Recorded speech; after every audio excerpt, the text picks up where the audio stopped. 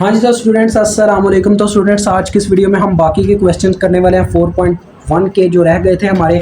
तो question number 30 है log of 3 minus 4 iota. इसमें देखें एक्स हमें कितना दिया गया जी 3, जबकि वाई कितना दिया गया -4 according to z is equal to x plus y iota उस फार्मूले के मुताबिक।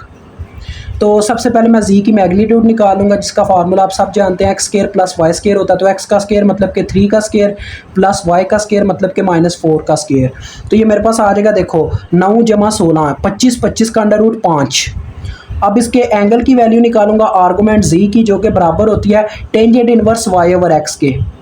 Tangent inverse y over x, ये इसका फार्मूला होता है।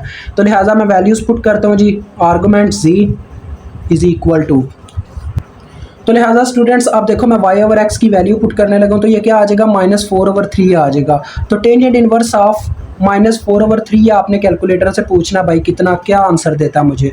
तो टेंजेंट इनवर्स ऑफ -4/3, तो ये स्टूडेंट्स मुझे आंसर दे रहा है -53.13 डिग्री।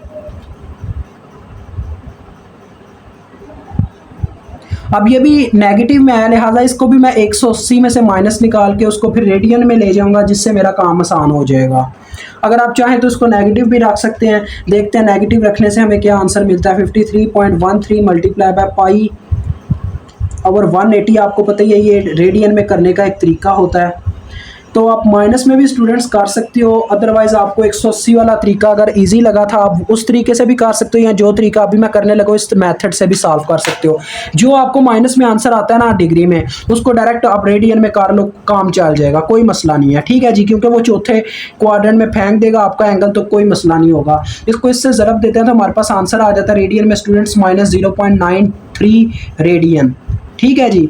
ऊपर भी चाहो, ये जो क्वेश्चन मैंने आपको प्रीवियस वीडियो में करवाया था, यहाँ पे भी आप चाहो तो 180 डिग्री में से ना माइनस कीजिएगा, डायरेक्ट ही -22.62 डिग्री को ज़रब दे दीजिएगा π/180 से। अब हम स्टूडेंट्स क्या करेंगे जी, इसका फार्मूला अप्लाई करेंगे log ऑफ जी, जो कि बराबर होता है log ई जी की मैग्नीट्यूड प्लस आयोटा आर्गूमेंट जी, यही फार्मूला होता है ना।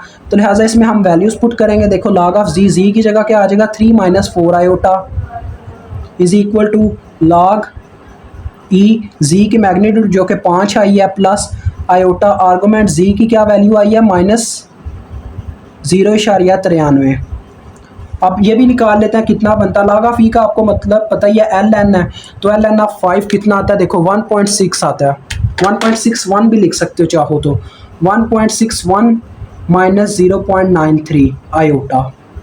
तो ये आपका आंसर आ गया। अब क्वेश्चन नंबर 31 करते हैं नेक्स्ट पेज पे। तो स्टूडेंट्स ये रहा हमारा क्वेश्चन नंबर 31। ये थोड़ा हिला देने वाला क्वेश्चन है, लेकिन इंशाल्लाह ये भी आपके लिए आसान कर दिया जाएगा। इसमें आपने इसकी पावर नहीं देखनी, बस अंदर वाली वैल्यूज देखो। ये एक्स की वैल्यू है, ये वाई की वैल्यू है। तो एक्स हमारे पास इसमें 1 है, जबकि वाई हमारे पास √3 है। ठीक है जी। तो 1 बाय 1 मैं दोनों चीज़ें निकाल लेता हूँ। पहले जी की मैग्नीट्यूड निकाल लेता हूँ जी। तो जी की मैग्नीट्यूड कैसे निकालेंगे, एक्स का स्केयर प्लस वाई का स्केयर, मतलब कि 1 का स्केयर 1 ही आ जाएगा, प्लस √3 का स्केयर 3 आ जाएगा।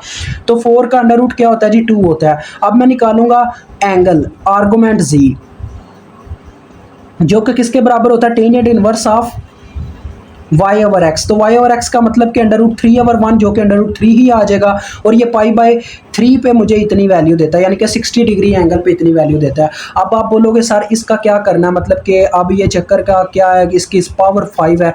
ये देखो उसका हल ये है स्टूडेंट्स, इसका फार्मूला फिर इस तरह से हो जाएगा जो हमने पढ़ा था, log of z is equal to log e जी की magnitude plus iota argument z. यही चीज़ पढ़ी थी हमने। इसका कुछ यूं तरीकाकार हो जाएगा, ये बन जाएगा देखो जी की पावर 5, जी की मैग्नीट्यूड की पावर भी 5, आर्गुमेंट जी के साथ 5 का मल्टीपल। समझ आ गई जी, ये इसमें चेंज आ जाएगा। तो देखो फिर हमारे पास क्या आ जाएगा जी, ये आ जाएगा देखो log of 1 plus √3 iota whole की power 5 is equal to log of e जी की पावर 5 है, मतलब कि 2 की पावर 5, 2 की पावर 5 करके चेक कर लीजिएगा 32 आता है, प्लस आयोटा 5 π/3 बन जाएगा। ठीक है जी, π/3 मल्टीप्लाई हो जाएगा ना 5 के साथ, तो ये आ जाएगा। अब आप इसको चाहो तो कैलकुलेटर पे निकाल सकते हो। log ऑफ 32 इसको शारिया में ले जाओ, तो ये मेरे पास आ रहा है 3.46, और इसको भी ले जाओ 5 π/3 कितना बनता है, 5 π/3। तो ये स्टूडेंट्स मुझे वैल्यू दे रहा है 5.223, ठीक है 5.23 आयोटा। तो ले जी, ये हमारे पास आ गया क्वेश्चन नंबर 31। अब क्वेश्चन नंबर 32 चेक करते हैं। तो स्टूडेंट्स ये हमारा क्वेश्चन नंबर 32 है, मतलब कि इस क्वेश्चन का लास्ट पार्ट। तो देखो काफ़ी इजी है, ये भी उसी तरह का ही है जैसे हमने प्रीवियस क्वेश्चन सॉल्व किया, उसमें इसमें बस जी की पावर 4 है, ठीक है। तो लिहाजा मैं 1 बाय 1 इसकी मैग्नीट्यूड पहले निकालूंगा। तो जी की मैग्नीट्यूड इसमें देखो एक्स भी 1 है और वाई भी 1 है, ठीक है जी, साफ नज़र आ रहा है। तो लिहाजा हमारे पास फार्मूला आ जाएगा x square plus y square under root. तो 1 का स्क्वायर 1 नहीं होता, प्लस 1 का स्क्वायर 1 होता है, तो अंडर रूट 2 ही आना है इसकी मैग्नीट्यूड में। उसके बाद में इसकी आर्गूमेंट जी, मतलब कि इसका एंगल फाइंड आउट कर लेता हूँ। तो एंगल आपको पता है टेंजेंट इनवर्स हमारे पास होता है, tangent inverse y over x, जो कि टेंजेंट इनवर्स 1 ही आ जाएगा, 1/1 1। तो लिहाजा ये हमारे पास आ जाएगा π/4, ठीक है जी। दोनों चीज़ें मालूम हो गई, बस फार्मूले में पुट कर दो। तो ये आ जाएगा log of 1 plus iota whole की power 4 is equal to log of e, इसकी मैग्नीट्यूड की पावर भी 4 हो जाएगी, अंडर रूट 2 की पावर 4 जैसे ऊपर हुआ था, प्लस आयोटा आर्गूमेंट जी, इसके एंगल के साथ 4 मल्टीप्लाई खा जाएगा, इस तरह से हो जाएगा 4 इंटू आर्गूमेंट जी, मतलब कि π/4, ठीक है जी, जैसे हमने प्रीवियस में किया था। तो यही चक्कर यहाँ पे हुआ। तो देखो अंडर रूट 2 का 4 क्या होगा जी, ये 4 ही बन जाएगा, क्योंकि ये 2 और 2 4 बना देगा। तो log ऑफ ई साथ में 4 जमा आयोटा पाई आ जाएगा सिर्फ। तो इसको फाइंड आउट कर लेते हैं, कितना देता है कैलकुलेटर जी हमारा। log of 4 is equal to 1.38 plus pi की वैल्यू आपको पता है 3.14 होती है। तो ये आपका आंसर आ गया जी, ठीक है जी। तो यहाँ पे हमारा ये क्वेश्चन सॉल्व होता है। मुझे उम्मीद है आपको समझ आ गई होगी। अल्लाह हाफिज़, अस्सलाम वालेकुम।